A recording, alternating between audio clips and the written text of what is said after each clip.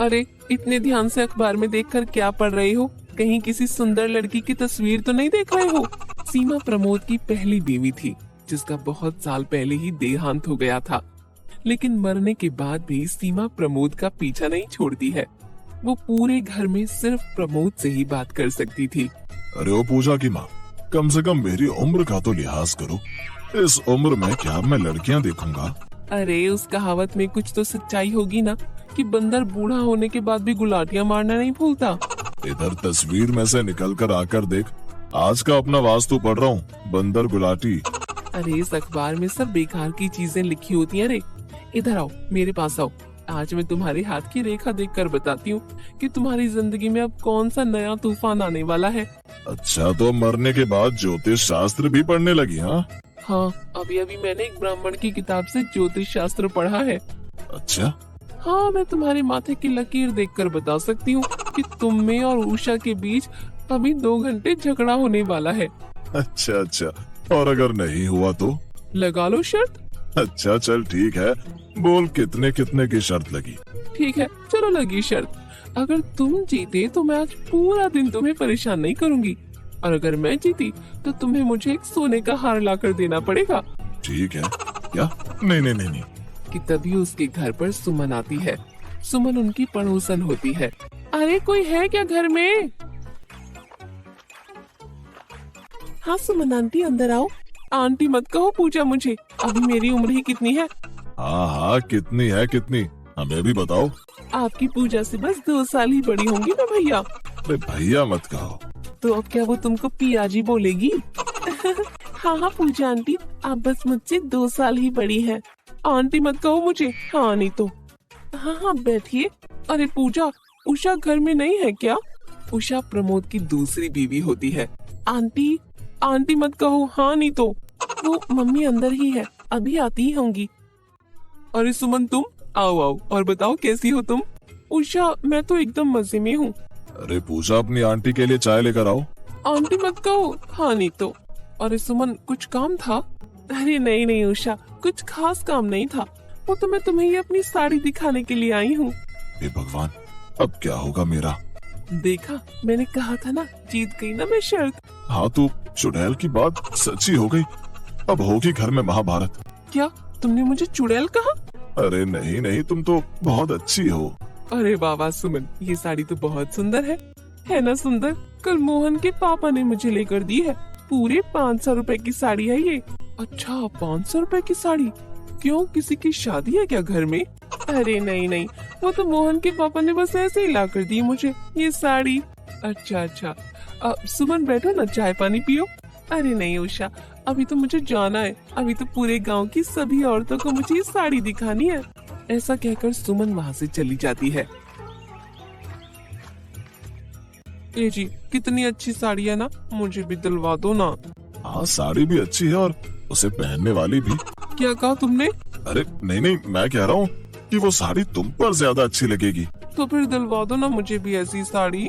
हाँ हाँ, तनख्वाह आने दो, फिर तुम्हें इससे भी अच्छी साड़ी ला कर दूंगा। हाँ हाँ ठीक है, अब जब मुझे साड़ी मिलेगी तभी मुझसे बात करना। क्या? देखा, जीत गई ना मैं, आ गया ना तूफान। मिल गया ना तुम्हें संतोष, हो गई ना अब तुम खुश? 2 दिन बाद तनख्वाह आते ही प्रमोद उषा के लिए साड़ी लेकर आता है। उषा, उषा, अरे कहाँ हो तुम? देखो देखो, मैं तुम्हारे लिए क्या लेकर आया हूँ। मैंने कहा था ना मुझे तुमसे कोई बात नहीं करनी। अब जब तक तुम साड़ी लेकर नहीं दोगे तब तक मैं तुमसे कोई बात नहीं करूंगी। अच्छा ये देखो, इसको देखकर तो तुम मुझसे बात करोगी। अरे वाह जी, आप तो मेरे लिए साड़ी लेकर आ गए। अब तो तुम खुश हो ना? हाँ जी, मैं बहुत खुश हूँ। अच्छा तो अब क्या मुझे तुम्हारे हाथ की 1 कप चाय मिलेगी? हाँ जी, बस अभी लेकर आई। ऐसे ही दिन बीत जाते हैं।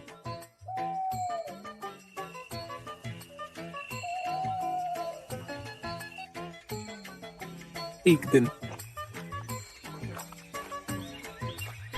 अरे कोई है क्या घर में? आइए सुमन आंटी, अंदर आइए। आंटी मत कहो मुझे, हाँ नहीं तो। अच्छा अच्छा, आप अंदर तो आइए।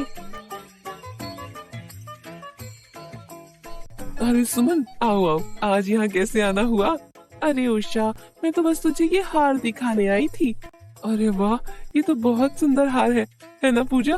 देख सुमन आंटी का हार कितना सुंदर है ना। आंटी मत कहो, हाँ नहीं तो। अरे सुमन आंटी, आंटी मत कहो, हाँ नहीं तो। अरे मैंने सुना है कि गांव में बहुत चोरियां हो रही हैं। अरे पूजा क्यों डरा रही है सुमन को? अरे नहीं माँ, मैंने सुना है कि गांव में बहुत चोरियां हो रही हैं। यही, लेकिन बंद घरों में चोरियां हो रही हैं। जहाँ पर लोग रहते हैं उन घरों में चोरियां नहीं हो रही हैं। हाँ तो सुमन तो हमेशा घर पर ही रहती है। अच्छा चल, जाकर सुमन आंटी के लिए चाय ले आ। आंटी मत कहो ना, हाँ नहीं तो। अच्छा सुमन, बैठो तो, आओ।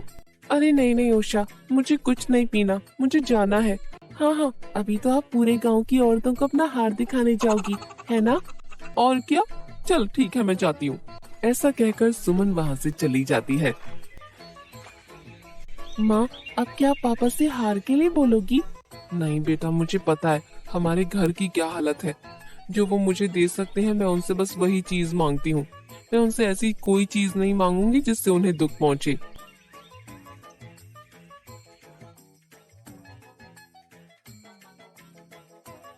रात को प्रमोद काम पर से घर आता है। अरे उषा, जरा खाना लगा दो, बहुत तेज भूख लग रही है। अरे पापा, आप आ गए। पापा, आपको पता है मोहन भैया के पापा ने सुमन आंटी को एक हार खरीद कर दिया है। अरे बेटा, ये बात अपनी माँ से मत बोलियो, नहीं तो वो मुझसे हार मांगने लग जाएगी। नहीं पापा, माँ को पता है कि आप माँ को क्या दे सकते हो, इसलिए वो आपसे हार के लिए जिद नहीं करेंगी। चलो, ये तो अच्छा है। वो दोनों बाप बेटी बात कर ही रहे होते हैं कि तभी उनके घर सुमन आती है। अरे उषा, ओ उषा, कहाँ हो? अरे वाह, चुड़ैल का नाम लिया, चुड़ैल हाजिर। पूजा, ये क्या बोल रही हो? चुप करो। अरे क्या हुआ, आप इतनी घबराई हुई क्यों है सुमन आंटी? आंटी मत कहो, हाँ नहीं तो। अरे सुमन, क्या हुआ? तुम इतनी रात को, क्या हुआ? सब ठीक तो है ना? अरे उषा, वो मुझे शहर जाना है। अरे सुमन, सब खैरियत तो है ना? इतनी रात को शहर? हाँ उषा, वो क्या है ना, शहर में जो मेरा भाई रहता है ना, रमेश, उसका गाड़ी से एक्सीडेंट हो गया है, तो जल्दी ही मुझे उसे देखने शहर जाना है। अच्छा, तो सुमन बताओ, हम तुम्हारी क्या मदद कर सकते हैं? वो सुबह पूजा बता रही थी ना कि आजकल बंद घरों में चोरियां हो रही हैं, तो मैं सोच रही थी कि उषा, ये हार ना, इसे तुम अपने पास रख लो, जब मैं शहर से आऊंगी तो तुमसे ले लूंगी। मुझे तो कुछ घोटाला लग रहा है। सुबह ही पूजा ने इसे चोरियों की बात बताई और अब ये हार लेकर यहाँ गई। पूजा के पापा, सुनो, तुम इसे यहाँ हार रखने से मना कर दो।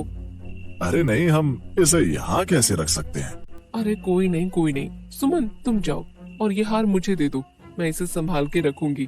तुम आराम से अपने भाई को देखने जाओ। अरे उषा, सुनो तो। अरे नहीं जी, अगर हम एक दूसरे के काम नहीं आएंगे तो हमारा पड़ोसी होने का क्या फायदा? हाँ, ये हुई ना बात। उषा, तुम्हारा बहुत बहुत धन्यवाद। ठीक है, आप आराम से जाइए सुमन आंटी। आंटी मत कहो ना, हाँ नहीं तो। ऐसा कहकर सुमन वहाँ से चली जाती है। मुझे लगता है ये मरने के समय पर भी राम राम की जगह आंटी मत कहो ना, हाँ नहीं तो यही कहेगी। सीमा की बात सुनकर प्रमोद जोर जोर से हंसने लगता है। अब तुम्हें क्या हो गया? तुम अकेले में किससे बातें कर रहे हो? अरे उषा, तुम नहीं समझोगी। रहने दो जी, मुझे समझना भी नहीं है। अरे माँ, एक बार तुम ये हार पहन कर देखो, तुम पर कैसा लग रहा है?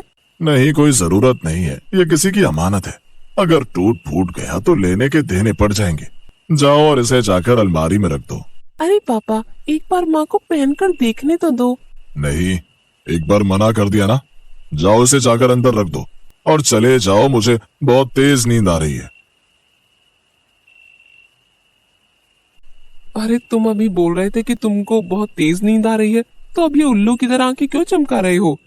अरे वो, तुमने हार कहाँ रखा है? तुमने ही तो अभी बोला था अलमारी में रख दो, वही अलमारी में रखा है। अच्छा, तो तुमने अलमारी को अच्छे से लॉक कर दिया है ना? अलमारी का लॉक खराब है। अरे अगर खराब है तो उसे ठीक क्यों नहीं करवाती हो? अरे हमारे घर में लॉक करके रखने की चीज हो तो लॉक ठीक करवाऊं ना मैं। 2 ग्राम का सोने का लॉकेट है और पाव भर की चांदी भी नहीं है। इसमें तो चोर का आने जाने का भाड़ा भी नहीं निकलेगा। सो जाओ चुपचाप, दिमाग खराब मत करो अब मेरा। एक तो ये इतने महंगे हार की मुसीबत मोल ले ली, ये तुमने घर में रखकर मेरी नींद से दुश्मनी कर दी है। मैंने तुम्हें मना किया था, लेकिन फिर भी तुमने मेरी बिल्कुल भी नहीं सुनी। हाँ, जैसे चोर को सपना आएगा कि सुमन आज हमको सोने का हार दे गई है और जैसे वो उसे चुराने के लिए आएगा, है ना? सो जाओ चुपचाप, नहीं तो सुबह उठकर सिर दर्द चिल्लाओगे। हे भगवान, जितना जिगर इसे दिया है ना, उसका थोड़ा सा मुझे भी दे देते। अगर इसे भैंसों के तबेले में भी सुला दो तो भैंसों की आवाज से ज्यादा तेज तो इसके खर्राटों की आवाज आएगी। मैं भी सो जाता हूँ, अब जो होगा देखा जाएगा।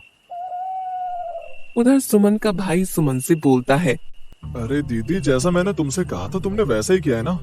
हाँ भाई, वैसे ही तुम्हारा आइडिया बहुत अच्छा है। इससे हमें 2 गुना फायदा हो जाएगा। मेरा हार भी मुझे मिल जाएगा और हार की चोरी की मैं उषा से रकम भी ले लूंगी। आंटी मत कहो हाँ, नहीं तो। देर रात जब प्रमोद के घर में सब सो जाते हैं तो सुमन का भाई रमेश चुपके से खिड़की से प्रमोद के घर में आ जाता है। हाय राम, ये औरत कैसे सोती है? इसके ये खर्राटे की आवाज से तो मेरे कान फट रहे हैं। जल्दी से हार को ढूंढकर निकल जाता हूँ, नहीं तो अगर थोड़ी देर में और रुका तो बहरा हो जाऊंगा। रमेश जल्दी से प्रमोद के घर में उस हार को ढूंढता है। वो देखता है कि अलमारी का दरवाजा थोड़ा खुला हुआ होता है। लगता है चोरों को पागल बनाने के लिए इन लोगों ने अलमारी में हार रखा है।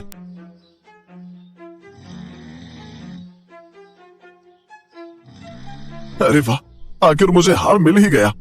वो जैसे ही हार लेकर भागने की कोशिश करता है कि तभी उससे साइड में रखा हुआ पानी का जग गिर जाता है। ये क्या कर दिया मैंने? आवाज सुनकर प्रमोद की आंख खुल जाती है। तभी वो देखता है कि वहाँ पर कोई है। कौन है वहाँ? कौन है? प्रमोद की आवाज सुनकर रमेश वहाँ से भागने की कोशिश करता है। चोर चोर, अरे पकड़ो चोर। रमेश भाग ही रहा होता है कि तभी पूजा सामने से आकर पैर मारकर उसे नीचे गिरा देती है। लग गई रे, छोड़ दो मुझे, छोड़ दो। ये सब देखकर उषा की आंख खुल जाती है और वो जल्दी से जाकर लाइट ऑन कर देती है। अरे अरे, ये तो सुमन का भाई रमेश है। सुमन का भाई? ये यहाँ क्या कर रहा है? लेकिन पापा, सुमन आंटी ने तो कहा था कि उनके भाई का एक्सीडेंट हो गया है। उन लोगों की आवाज सुनकर गांव के लोग इकट्ठा हो जाते हैं और सुमन के भाई को बांध देते हैं। और ये सब देखकर दूर खड़ी सुमन डर जाती है। ये क्या हो गया? हमारे लालच की वजह से मेरा भाई पकड़ा गया, और अगर उसने सबको मेरे बारे में बता दिया कि मैं भी उसके साथ मिली हुई थी तो मोहन के पापा तो मेरा बुरा हाल कर देंगे। बता, तू यहाँ क्या करने आया था? और सुमन ने तो कहा था कि तेरा एक्सीडेंट हो गया और वो तुझसे मिलने शहर गई है। बता जल्दी बता, नहीं तो ये सब गांव वाले मिलकर तुझे इतना मारेंगे कि तू अपना नाम भी भूल जाएगा। नहीं नहीं, मुझे मत मारिए, मैं बताता हूँ। ये सब दीदी और मैंने, हम दोनों ने मिलकर योजना बनाई थी। कि तभी सुमन भी वहाँ आ जाती है। अरे अरे उषा, ये क्या हुआ तुम्हारे घर में? और मेरा भाई तुम्हारे घर में क्या कर रहा है? ये तो तुम बताओ कि तुम्हारा भाई यहाँ हमारे घर में क्या कर रहा है?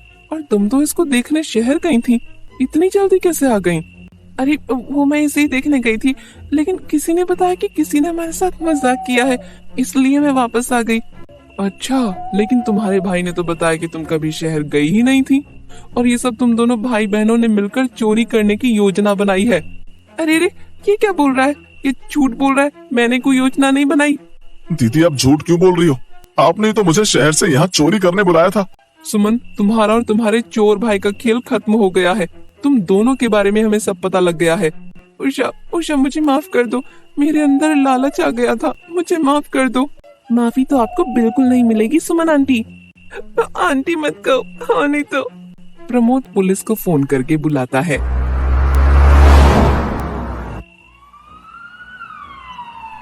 इंस्पेक्टर साहब, पकड़ लो इन दोनों को। पुलिस उन दोनों को पकड़कर जेल में बंद कर देती है। अजी, मुझे माफ कर दीजिए, अगर मैं लालच नहीं दिखाती तो आज ये सब हमारे साथ नहीं होता। कोई नहीं उषा, तुम्हें तुम्हारी गलती का एहसास हुआ, यही मेरे लिए बहुत है। फिर प्रमोद का परिवार खुशी खुशी रहने लगता है, लेकिन उधर सुमन और उसका भाई रमेश जेल में बंद होकर रो रहे होते हैं। वीडियो को लाइक करें और ऐसी ही मजेदार कहानियाँ सुनने के लिए चैनल को सब्सक्राइब करें। धन्यवाद।